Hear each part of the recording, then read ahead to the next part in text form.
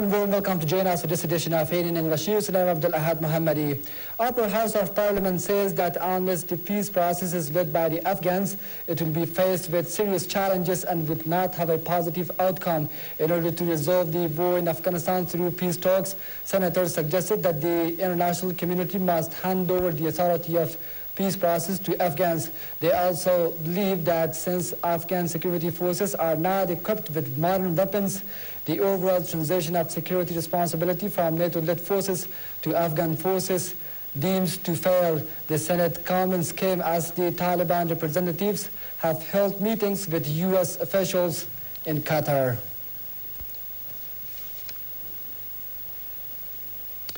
Taliban negotiators have begun meeting with American officials in Qatar where they are discussing preliminary trust-building measures, including a possible prisoner transfer. Several former Taliban officials told the New York Times on Saturday.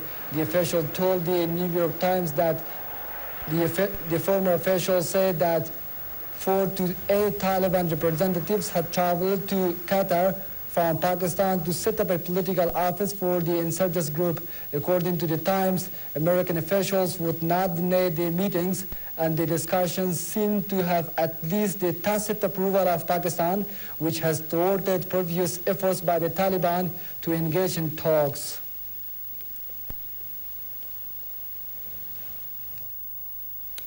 President Hamid Karzai and British Prime Minister David Cameron on Saturday signed an agreement on the future of Afghanistan aimed at bringing stability to the country after the withdrawal of international troops. We want a long-term relationship with Afghanistan, said Cameron during a meeting with Karzai, who said Britain had been Afghanistan's steadfast friend over the last decade. The agreement outlines plans for a secure Afghanistan that is able to maintain its own security. British PM also said that his country sticks to its commitment of withdrawing troops at the end of 2014.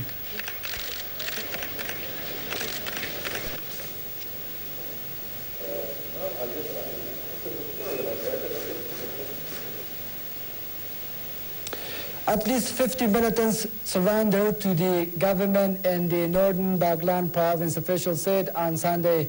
Provincial Police Chief Asadullah Shirzad said a total of 50 anti-government militants, including several group commanders, have renounced violence and joined the government in Baghlan Markazi district on Saturday. He said the former militants belong to Hizb Islami, the second largest militant group fighting the government. With these people joining the peace process, the security situation will be further improved in Baghlan province, Shirzad added.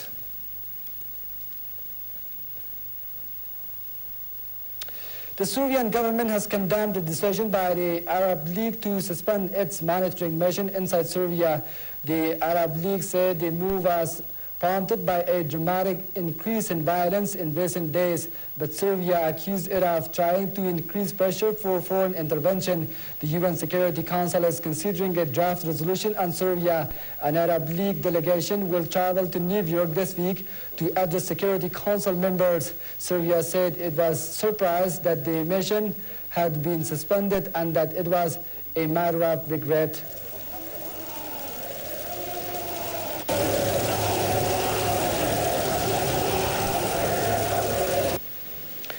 Inspectors from the International Atomic Energy Agency, IAEA, have begun a 3-day visit to Iran to try to determine the purpose of the country's nuclear program.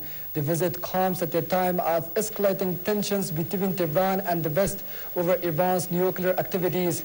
The Director General of the IAEA, Yukiya Amano, says that Iran needs to engage and answer the agency's questions. Iran denies that it is trying to develop nuclear weapons.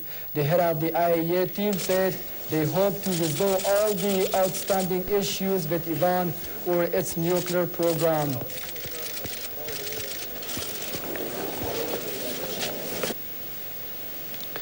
Yemen's President Ali Abdullah Saleh has arrived in the United States to receive medical treatment for injuries sustained in an assassination attempt. His departure from Yemen last week followed the passage of a law giving him immunity from prosecution and a televised farewell speech. Hundreds of people have been killed during nearly a year of unrest against Mr. Saleh's 33-year rule. He has repeatedly stepped back from a promise to relinquish power.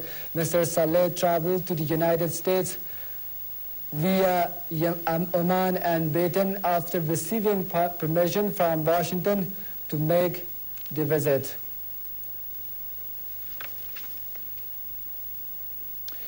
Greek officials has reacted angrily to a leaked German proposal for an EU budget commissioner with veto powers over Greek taxes and spending. The Greek government said it must remain in control of its own budget. The European Commission says it wants to reinforce its monitoring of Greek finances, but Greece should retain sovereign control. Meanwhile, Greece and its private investors are close to a deal which will pave the way for a second bailout.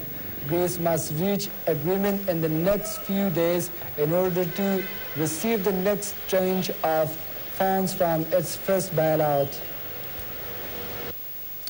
That's all for now. Thanks for being with us.